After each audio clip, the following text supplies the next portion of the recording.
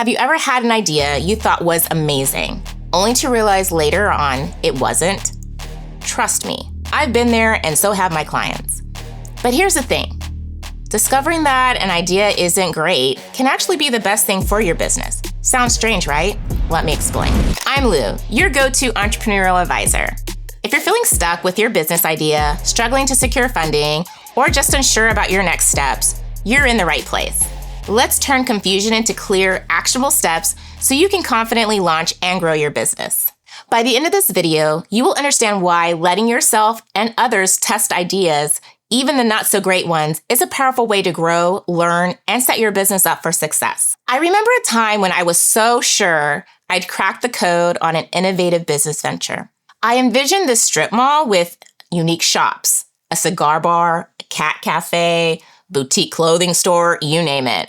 I had a private investor, secured a loan, and was ready to make my dream a reality. But then the tenant agreements turned out to be unchangeable and the whole plan fell apart. I was devastated. But here's the kicker.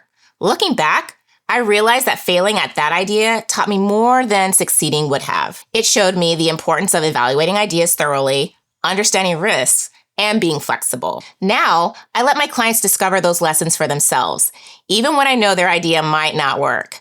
Here's why this approach matters so much. Imagine you're learning to ride a bike. If someone held you up the entire time, you'd never let go. You'd never feel the whole wobble of losing balance or figuring out for yourself how to stay steady.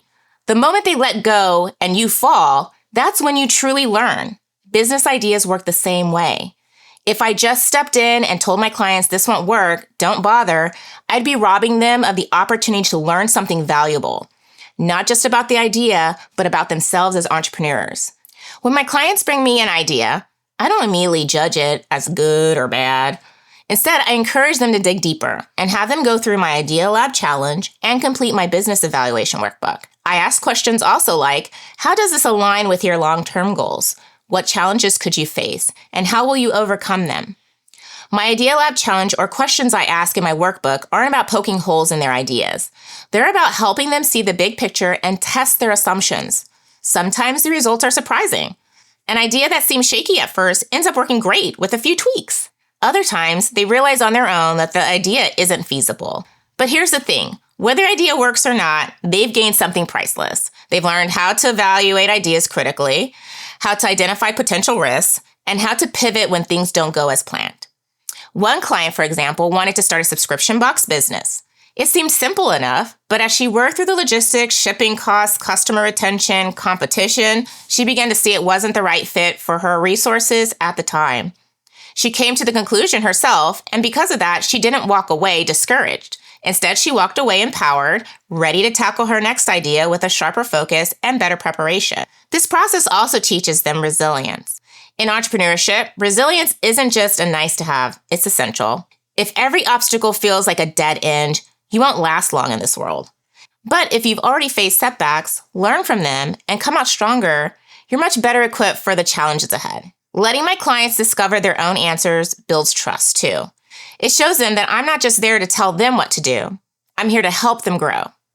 They start to see me not as a safety net, but as a guide who helps them tap into their own potential. And honestly, that's the most rewarding part of what I do. Every bad idea has value because it leads to insights and breakthroughs. It's not about avoiding failure.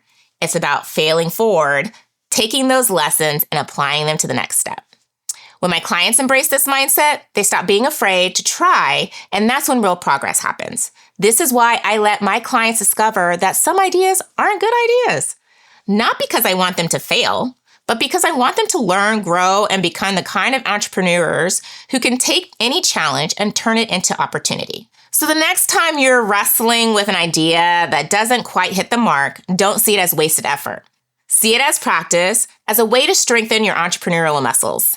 Every step, even the missteps, gets you closer to where you're meant to be.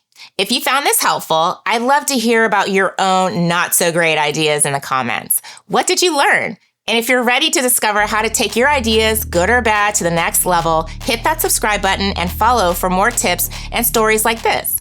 Let's turn those lessons into wins together. Thanks for watching, and I'll see you in the next video. Bye.